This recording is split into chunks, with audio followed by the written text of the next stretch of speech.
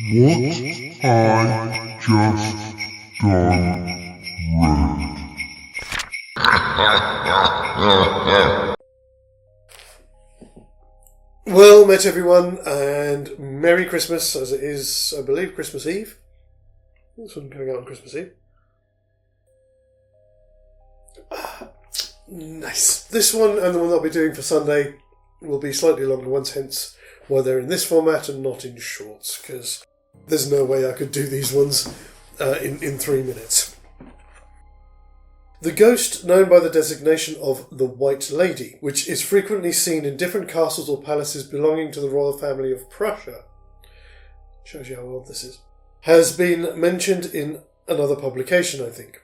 She was supposed to be a Countess Agnes of Orlamund, but a picture of a princess called Bertha or Percha von Rosenberg, discovered sometime since, was thought so exceedingly to resemble the apparition that it is now a disputed point which of the two ladies it is, or whether it is or is not the same apparition that is seen at different places.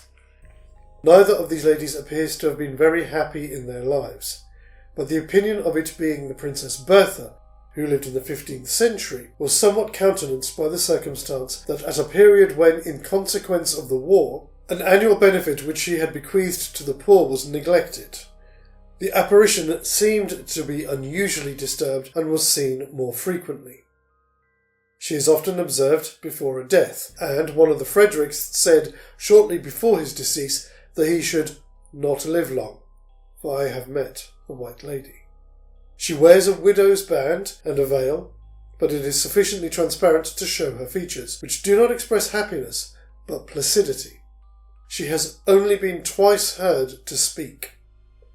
In December 1628, she appeared in the palace at Berlin and was heard to say, Vene judica vivios et mortius, justicicum mihi aduc suprast. Come, judge the quick and the dead. I wait for judgment. On another occasion, which is more recent, one of the princesses at the castle of Neuss in Bohemia was standing before a mirror, trying on a new headdress. On asking her waiting maid what the hour was, the White Lady suddenly stepped from behind a screen and said, Zenerist Liebden. It is 10 o'clock, your love, which is the mode in which the sovereign princes address each other instead of your highness. The princess was much alarmed, soon fell sick, and died in a few weeks. She has frequently evinced displeasure at the exhibition of impiety or vice, and there are many records of her different appearances to be found in the works of Balbinus and of Erasmus Francisci, and in a publication called The Iris, published in Frankfurt in 1819. The editor, George Doring, who is said to have been a man of great integrity, gives the following account of one of her later appearances, which he declares he received just as he gives it, from the lips of his own mother, on whose word and judgment he could perfectly rely. And shortly before his death, an inquiry being addressed to him with regard to the correctness of the narration, he vouched once more for its authenticity. It seems that the elder sister of his mother was companion to one of the ladies of the court, and that the younger ones were in the habit of visiting her frequently. Two of these, Doring's mother and another, aged 14 and 15 respectively, were once spending a week with her, when she being out and they alone with their needlework, chatting about the court diversions, they suddenly heard the sound of a stringed instrument, like a harp, which seemed to proceed from a large stove that occupied one corner of the room. Half in fear and half in fun, one of the girls took up a yard measure that lay beside them and struck the spot, whereupon the music ceased, but the stick was wrested from her hand. She became alarmed, but the other, named Christina, laughing and said that she must have fancied it, adding that the music doubtless proceeded from the street, though they could not see any musicians out there. To get over her fright, of which she was half ashamed, the former now ran out of the room to visit a neighbour for a few minutes.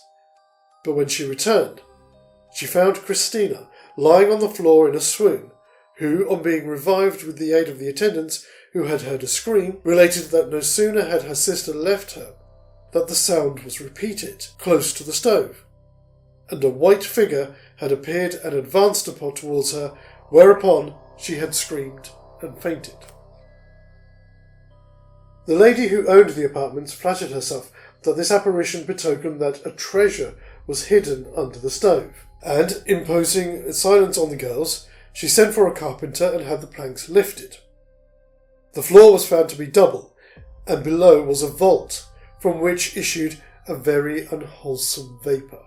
No treasure was found, nor anything but a quantity of quicklime. The circumstance being now made known to the king, he expressed no surprise. He said that the apparition was doubtless that of a Countess of Orlamunde, who had been buried alive in that vault.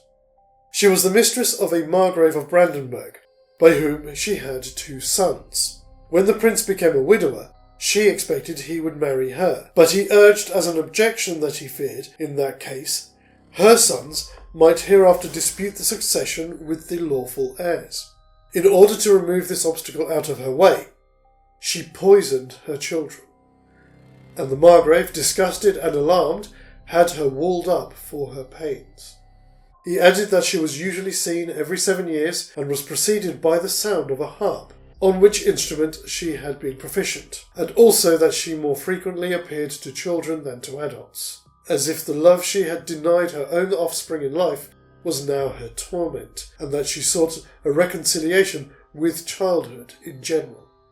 I know from the best authority that the fact of these appearances is not doubted by those who have the fullest opportunities of inquiry and investigation, and I remember seeing in the English papers a few years since a paragraph copied from the foreign journals to the effect that the White Lady had been seen again, I think, in Berlin. Brilliant. So, hope you all have a great Christmas, and I will be back for one final one on Sunday.